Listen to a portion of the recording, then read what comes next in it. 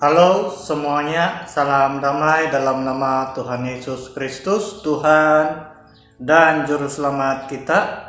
Kita bertemu lagi di dalam rekaman video saya pada hari ini. Dan saya percaya Anda yang sedang mendengar di luar sana selalu di dalam pimpinan dan perlindungan Tuhan Yesus Kristus sepanjang masa.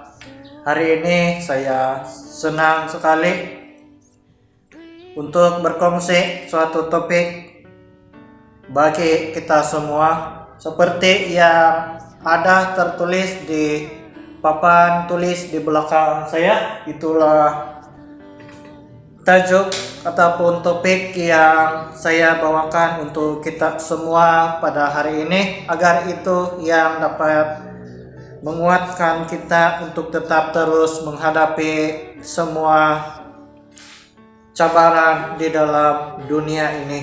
Apalagi pada ketika ini kita sedang dilanda wabah corona ataupun COVID-19, dan saya yakin banyak orang yang sedang bimbang apabila melihat statistik ataupun jumlah jangkitan wabah yang kian meningkat pada masa-masa ini. Apapun sebagai orang-orang Kristen, kita harus tetap kuat dan sentiasa bersandar penuh kepada Tuhan Yesus Kristus. Mari kita teruskan.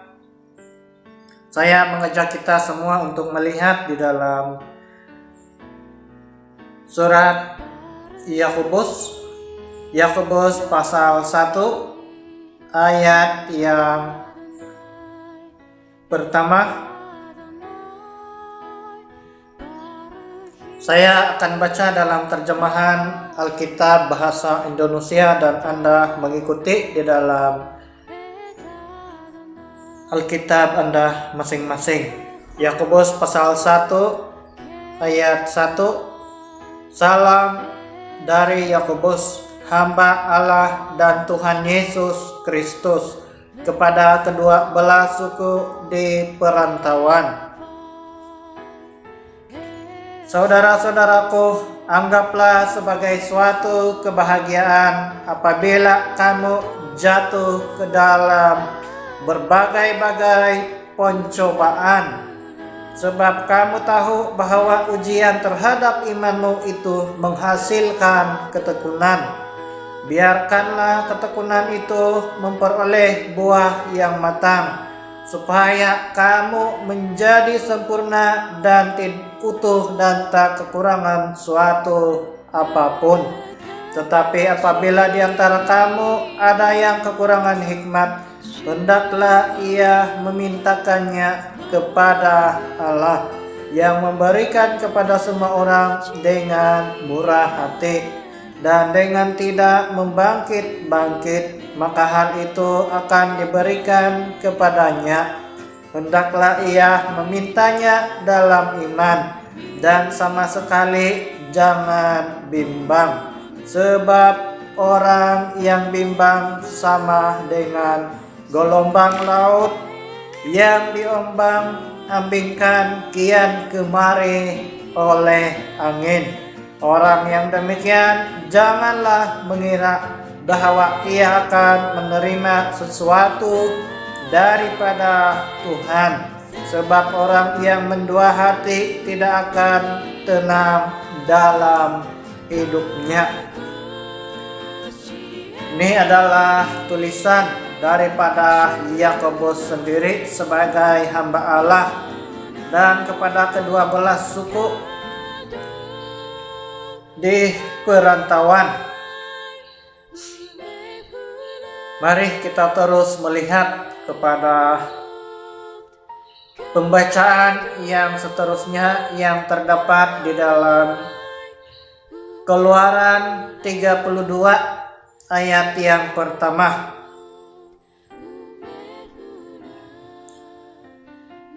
Keluaran 32 ayat yang pertama.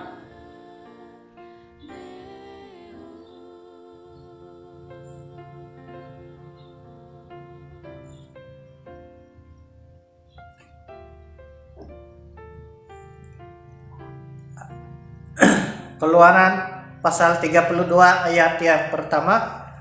Ketika bangsa itu melihat bahwa Musa mengundur-undurkan turun dari gunung itu, maka berkumpullah mereka mengerumuni Harun dan berkata kepadanya, "Mari, buatlah untuk kami Allah yang akan berjalan di depan kami, sebab Musa ini orang yang telah memimpin kami keluar dari tanah Mesir.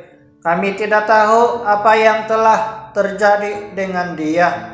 Lalu berkatalah Harun kepada mereka, "Tanggalkanlah anting-anting emas yang ada pada telinga istrimu, anakmu laki-laki dan perempuan, dan bawalah semuanya kepadaku."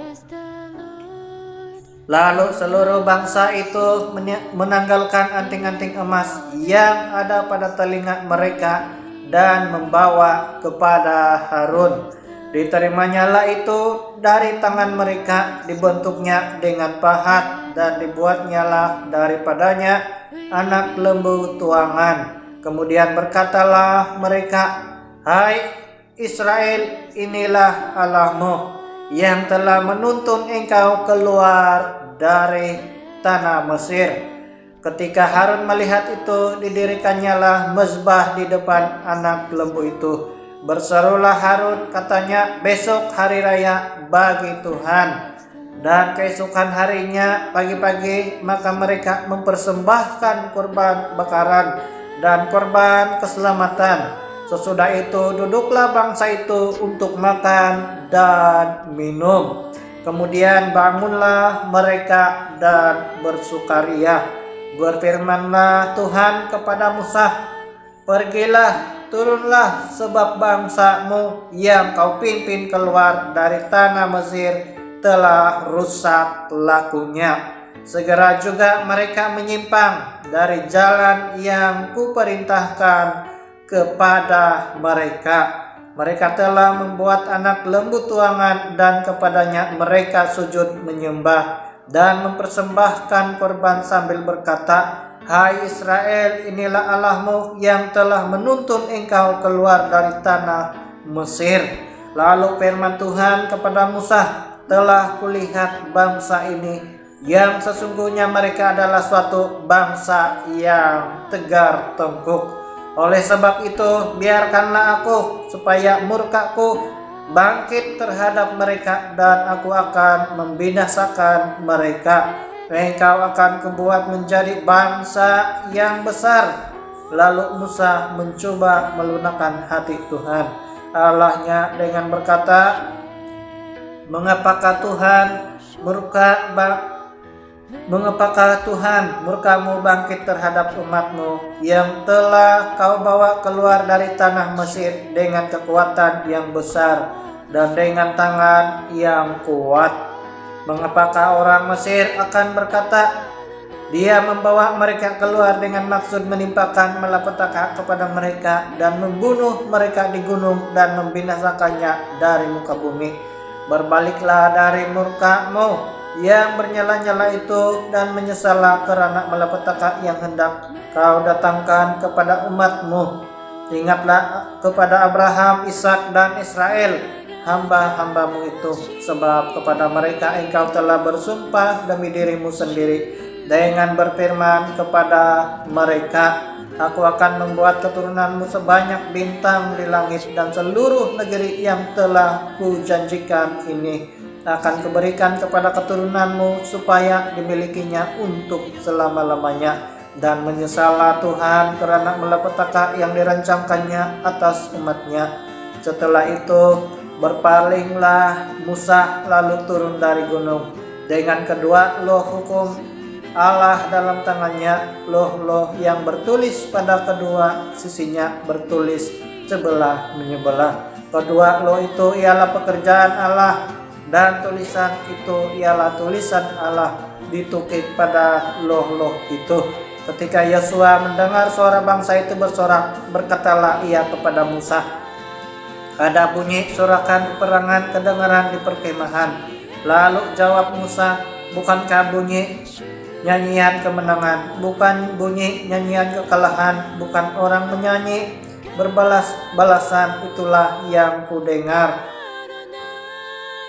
Dan ketika ia dekat ke perkemahan itu dan melihat anak lembu dan melihat orang menari-nari, maka bangkitlah amarah Musa. Dilemparkannya lah kedua lo itu dari tangannya dan dipecahkannya pada kaki gunung itu. Sesudah itu diambilnya lah anak lembu yang dibuat mereka itu, dibakarnya dengan api dan digiling sampai halus. Kemudian ditaburkannya ke atas air, disuruhnya diminum oleh orang Israel. Lalu berkatalah Musa kepada Harun, apakah yang dilakukan bangsa ini kepadamu sehingga engkau mendatangkan dosa yang sebesar itu kepada mereka? Janganlah bangkit amarah Tuanku. Engkau sendiri tahu bahwa bangsa ini jahat semata-mata. Mereka berkata kepadaku, buatlah untuk kami Allah yang akan berjalan di depan kami, sebab Musa ini orang yang telah memimpin kami keluar dari tanah Mesir, sebab kami tidak tahu apa yang telah terjadi dengan dia. Lalu aku berkata kepada mereka, siapa yang mempunyai emas haruslah menanggalkannya. Mereka memberikannya kepada aku dan aku melemparkannya ke dalam api, dan keluarlah anak lembu ini. Ketika Musa melihat bahwa bangsa itu seperti kuda terlepas dari kandang, sebab Harun telah melepaskannya sampai menjadi buah cemu bagi lawan mereka, maka berdirilah Musa di pintu gerbang perkemahan itu serta berkata, siapa yang memihak kepada Tuhan, datanglah kepadaku, dan berkumpullah kepadanya seluruh Bani Lewi. Berkatalah ia kepada mereka, beginilah firman Tuhan Allah Israel, baiklah kamu masing-masing mengikatkan pedangnya pada pinggang dan berjalanlah kian kemari melalui perkemahan itu dari pintu gerbang ke pintu gerbang, dan biarlah masing-masing membunuh saudaranya dan temannya dan tetangganya. Bani Lewi melakukan seperti yang dikatakan Musa pada hari itu. Tewaslah kira-kira 3.000 orang bangsa itu. Kemudian berkatalah Musa, baktikanlah dirimu mulai hari ini kepada Tuhan masing-masing dengan membayarkan jiwa anak laki-laki dan saudaranya, supaya kamu diberi berkat pada hari ini. Keesokan harinya berkatalah Musa kepada bangsa itu, kami ini telah berbuat dosa besar, tetapi sekarang aku akan naik menghadap Tuhan. Mungkin aku akan dapat mengadakan perdamaian karena dosamu itu.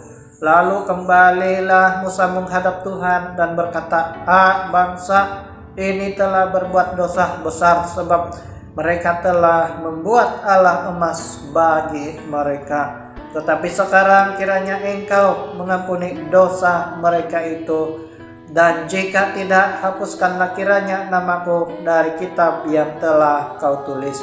Tetapi Tuhan berfirman kepada Musa, siapa yang berdosa kepadaku, nama orang itulah yang akan kuhapuskan dalam kitabku. Tetapi pergilah sekarang, tuntunlah bangsa itu ke tempat yang telah kusebutkan kepadamu. Aku berjalan, malaikatku di depanmu.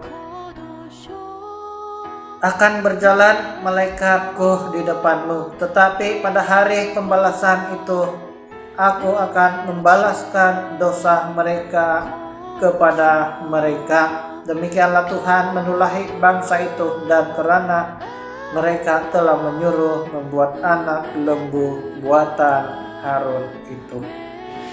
Apa yang dilakukan oleh bangsa Israel ketika mereka bimbang dan berpikir bahwa Musa tidak lagi kembali kepada mereka setelah mereka menunggu sekian lama, selama 40 hari. Bangsa Israel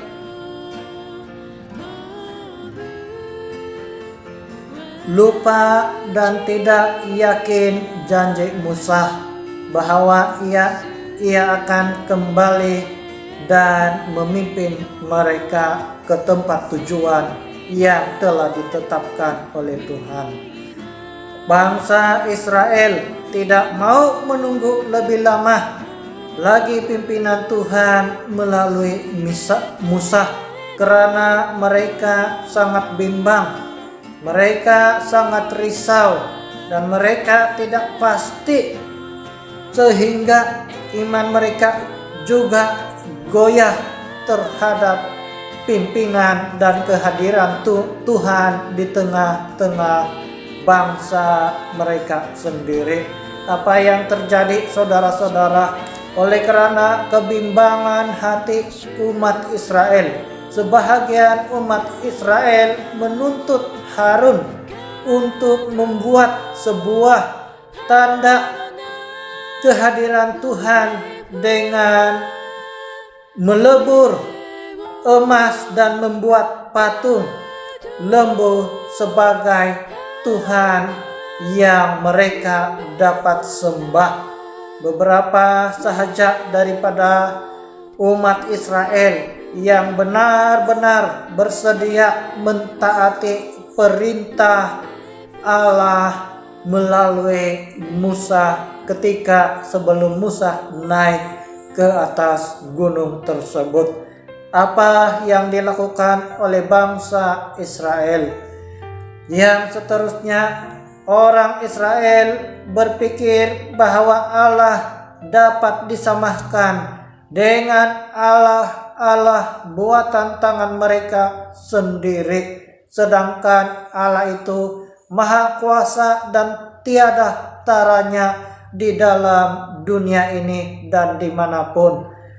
Bangsa Israel tidak dapat bertahan iman dengan sedikit pencobaan ataupun dengan hanya menunggu 40 hari tanpa kehadiran pemimpin mereka yang kelihatan, yaitu Musa. Bangsa Israel menuntut kepada Harun untuk membuat sebuah patung lembu emas sebagai ganti Tuhan mereka. Saudara, apa yang terjadi dengan bangsa Israel? Akhirnya Musa turun daripada gunung tersebut dan bangsa Israel itu sedang memuji-muji dan menyembah Tuhan-Tuhan yang mereka buat daripada emas dan perhiasan yang ada pada mereka. Bangsa Israel itu sedang menyembah patung lembu emas, menyebabkan Allah murka kepada mereka. Bangsa Israel mengalami kematian. Mari kita melihat di ayat ke-28. Kita dapat melihat di sana bahwa bangsa Israel itu banyak yang dibunuh ataupun tewas oleh karena kemurkaan Allah, dan Allah memerintahkan sebahagian umat Israel yang tetap setia kepadanya untuk membunuh bangsa Israel yang tidak setia. Bani Lewi melakukan seperti yang dikatakan Musa pada hari itu. Tewaslah kira-kira 3.000 orang dari bangsa itu. Kenapa bangsa itu tewas pada hari tersebut? Kenapa Bani Lewi membunuh sebahagian daripada bangsa Israel sendiri? Bangsa Israel sendiri dimurkai oleh Allah oleh sebab sebahagian bangsa itu tidak taat dan tidak meyakini bahwa Allah tetap memimpin mereka meskipun ketidakhadiran Musa di tengah-tengah mereka. Saudara, apa yang dapat kita terapkan di dalam kehidupan kita di masa kini. Meskipun Allah tidak kelihatan hadir di tengah-tengah kita pada masa ini, kita harus percaya bahwa Allah itu tetap menuntun orang-orang yang setia, orang-orang yang tidak khawatir dan tidak meninggalkan Tuhan dengan begitu sahaja, tetapi masih tetap percaya kepada Tuhan meskipun seolah-olah dunia tidak memiliki pengharapan. Saudara, masa-masa ini adalah masa-masa yang sangat sulit untuk kita beribadah bersama-sama oleh karena kekangan daripada wabah ataupun penyakit yang sedang menular pada masa-masa ini. Percayalah bahwa Yesus Kristus tetap menyertai Anda dimanapun Anda berada. Percayalah bahwa saudara-saudara tetap di dalam pimpinan Tuhan Yesus Kristus. Tidak kira apapun hal yang buruk terjadi, Tuhan Yesus Kristus tetap ada bersama-sama dengan kita dan selalu mempedulikan keadaan kita di dalam kehidupan ini. Janganlah kita bertindak seperti bangsa ataupun sebahagian bangsa Israel yang tidak setia oleh karena kebimbangan ataupun kerisauan yang melampau di dalam hati mereka, sehingga iman mereka goyah dan akhirnya mereka tidak mendapat apa-apa daripada Tuhan. Saudara, harus kita ingat bahwa peristiwa bangsa Israel ketika mereka bimbang ataupun tidak percaya bahwa Tuhan Allah ada di tengah-tengah mereka, menyebabkan mereka tewas dan mati dengan sangat menyedihkan ataupun dalam keadaan yang sangat ngeri. Apa yang bangsa Israel lakukan ketika Musa tidak berada bersama-sama mereka di dalam beberapa hari di dalam kehidupan mereka? Bangsa Israel menyembah Tuhan-Tuhan lain.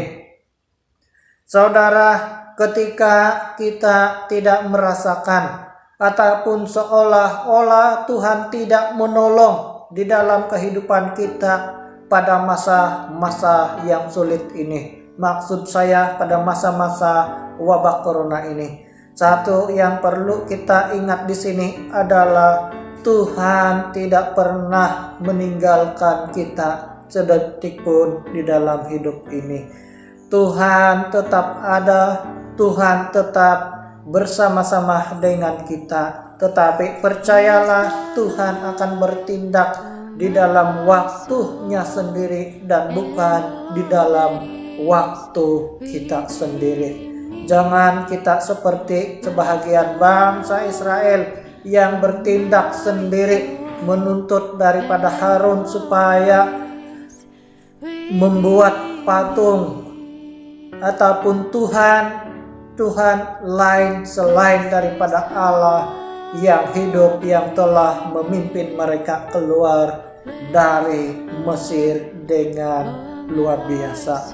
Saudara, janganlah kita berpikir kita harus datang kepada orang-orang tertentu ataupun meninggalkan iman percaya kita kepada Yesus Kristus. Janganlah kita berpikir bahwa Tuhan tidak peduli dengan kita pada masa-masa yang susah ini. Tuhan peduli dengan Anda dan saya. Biarlah Tuhan bertindak dengan waktu Tuhan sendiri.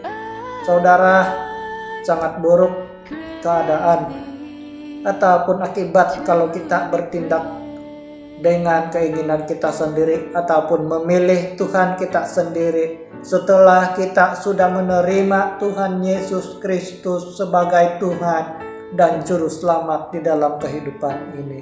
Saudara, apa yang terjadi dengan bangsa Israel ketika mereka tidak taat dan mereka bimbang dengan kehadiran Musa sebagai pemimpin mereka yang kelihatan di tengah-tengah bangsa mereka sendiri. Saudara, mereka membuat Allah yang baru. Walaupun mereka berpikir bahwa Tuhan Allah yang Maha Kuasa itu dapat disamakan dengan patung buatan mereka sendiri, Tuhan tidak menerima hal seperti itu karena Tuhan tidak ada taranya di dalam kehidupan manusia. Mari kita melihat di ayat yang ke-35 di dalam Keluaran 32 ayat 3, pasal 32 ayat ke-35. Demikian Tuhan menulahi bangsa itu karena mereka telah menyuruh membuat anak lembu buatan Harun itu. Saudara, banyak di antara bangsa Israel yang tidak taat setia kepada Tuhan ditulahi oleh Tuhan sendiri karena menduakan Tuhan di dalam kehidupan mereka. Saudara, pada waktu kita melihat sesuatu itu sulit, sesuatu itu tidak mungkin, janganlah kita ambil keputusan yang cepat-cepat untuk meninggalkan Tuhan Yesus Kristus. Janganlah kita mengambil keputusan pendek ataupun berpikir pendek bahwa Tuhan tidak akan menolong kita lagi dan Tuhan itu tidak ada dan Tuhan itu dapat disamakan dengan benda-benda yang lain. Saudara, bangsa Israel itu binasa karena mereka memiliki iman yang goyah dan mendua hati di hadapan Tuhan. Disebabkan hal itulah mereka mencari Tuhan-Tuhan yang lain di dalam kehidupan mereka pada waktu mereka keluar dari Mesir. Saudara, benarlah seperti yang dikatakan di dalam Yakobus. Benarlah seperti yang dikatakan di dalam kitab Yakobus pasal yang pertama sampai ke-8, bahwa orang yang mendua hati tidak tenang di dalam kehidupannya, ataupun orang yang mendua hati tidak tenang dan tidak mendapat apa-apa daripada Tuhan. Saudara, percayalah kalau kita tidak mengerti sesuatu hal itu, kita harus minta kepada Tuhan hikmat dan pimpinan, bukan mencari Tuhan-Tuhan lain dan menyembah Tuhan-Tuhan lain selain daripada Yesus Kristus. Di dalam ayat yang ke-8 di dalam Yakobus pasal 1, sebab orang yang mendua hati tidak akan tenang dalam hidupnya. Saudara, apakah Anda orang yang sedang mendua hati ketika ini? Apakah Anda sedang bimbang pada masa ini dan merasa risau, bahkan tidak meyakini lagi pertolongan Tuhan di dalam kehidupan saudara? Berhati-hatilah saudara, Anda dan saya tidak pernah ditinggalkan Tuhan. Berhati-hatilah ketika kita berpikir bahwa Tuhan tidak peduli, sedangkan di sebaliknya Tuhan peduli kita, tetapi kita hanya menunggu waktu Tuhan sendiri bertindak di dalam kehidupan kita. Kita perlu minta hikmat dari Tuhan, kita perlu minta pimpinan dari Tuhan, kita perlu minta kesabaran dari Tuhan, Kita perlu minta keteguhan iman dari Tuhan. Kita perlu minta kekuatan hati daripada Tuhan sendiri supaya kita tetap bersandar kepadanya di dalam segala kesulitan dan masalah yang sedang kita lalui dalam kehidupan. Saudara, biarkanlah ketekunan itu memperoleh buah yang matang, supaya kita menjadi sempurna dan utuh dan tak kekurangan suatu pun di masa yang akan datang. Saudara, saya percaya kita dapat belajar daripada kisah umat Israel ketika mereka menanti Musa turun daripada gunung. Apakah Anda dan saya tetap setia menantikan pimpinan dan pertolongan Tuhan di dalam hidup ini? Kalau iya, bersyukurlah. Tetapi kalau di sebaliknya, pikirlah bahwa Allah tidak pernah meninggalkan kita sedetik pun. Marilah kita satu hati percaya pada Tuhan Yesus Kristus. Janganlah kita mendua hati, dan kita akan mendapat pertolongan dan sukacita yang kekal daripada Yesus Kristus di dalam kehidupan ini. Biarlah corona berlalu, tetapi jangan iman kita melayang.